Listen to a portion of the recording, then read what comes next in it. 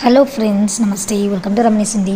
So இன்றைக்கி நம்ம பார்க்க போகிறது என்ன அப்படின்னு பார்த்திங்கன்னா, நியூ பிரவேஷிகாவில் இருக்கக்கூடிய போயம் பாட்டில் 5th போயம் வந்து பார்த்திங்கன்னா, போயமோட நேம் வந்து துத்தியா சாந்தினி சாவலி ஹோகி.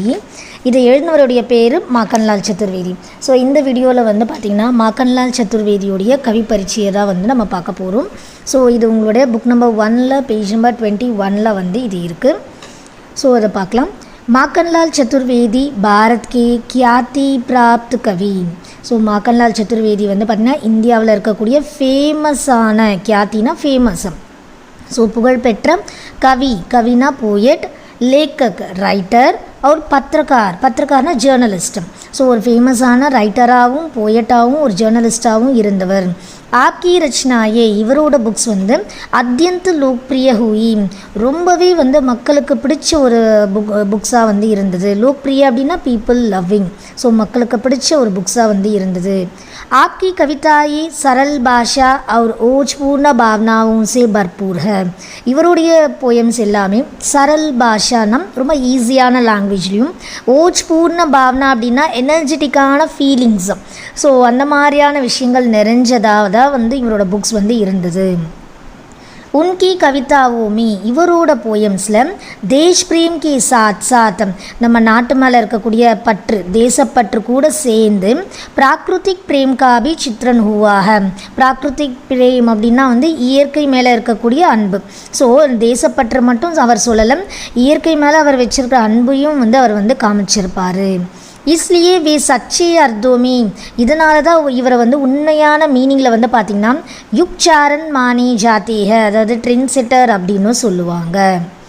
தேஷ்பக்தி, ஸோ தேசபக்தி, பிரகிருதி வர்ணன், இயற்கையை வர்ணிக்கிறது, ஆதி சாகித்ய இந்த மாதிரியான இலக்கியங்கள், லிட்ரேச்சர், மானவ்கி விபின்ன பக்ஷோங்கோ, ஸோ மனிதர்களுடைய டிஃப்ரெண்ட் சைட்ஸில் இருந்தும் இன்கி கவிதாவோமே ஹம் தேக் சக்தே ஹை, இவரோட போயம்ஸில் நம்மளால் பார்க்க முடியும். தட் மீன்ஸ் தேசபக்தி, இயற்கை வர்ணிப்பு, இந்த மாதிரியான நிறைய விஷயங்கள் டிஃப்ரெண்ட் சைட்ஸில் இருந்தும் இவருடைய போயம்ஸில் விஷயங்களை நம்மளால் பார்க்க முடியுது. ஆப்ஷன் 1943 में हिंदी साहित्य सम्मेलन के अध्यक्ष बने. இவர் வந்து 1943 ஹிந்தி சாகித்ய சம்மேளன், அதாவது ஹிந்தி லிட்ரேச்சர் கமிட்டி, ஸோ அதில் வந்து பார்த்திங்கன்னா மெம்பராக ஆனார். அத்தியக்ஷ் அப்படின்னா மெம்பர். सागर विश्वविद्यालय ने इन्हें डीलिट की उपाधि से, ஸோ சாகர் யூனிவர்சிட்டி, விஸ்வவித்யாலயன்றது யூனிவர்சிட்டி, சாகர் யூனிவர்சிட்டி வந்து பார்த்திங்கன்னா இவருக்கு டீலிட் அப்படின்ற ஒரு பட்டத்தை, உபாதி அப்படின்றது டைட்டில், ஸோ அந்த ஒரு டைட்டிலையும் தத்தா பாரத் சர்க்கார்னி, அது மட்டும் இல்லாமல் இந்தியன் கவர்மெண்ட் வந்து பத்மபூஷன் கி உபாதி சே அலங்கிருத் கியா, பத்மபூஷன் அப்படின்ற ஒரு டைட்டிலை கொடுத்து இவரை வந்து ஹானர் பண்ணாங்க அப்படின்றத சொல்கிறாங்க.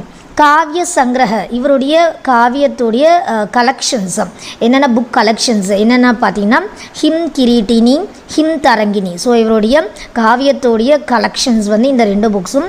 நெக்ஸ்ட் நிபந்த சங்கிரக அப்படின்றது எஸ்ஏ கலெக்ஷன்ஸ், அது என்னென்னு பார்த்திங்கன்னா அமீர் இராதே கரீப் இராதே, இன்னொன்று ரங்கோங்கி ஹோலி.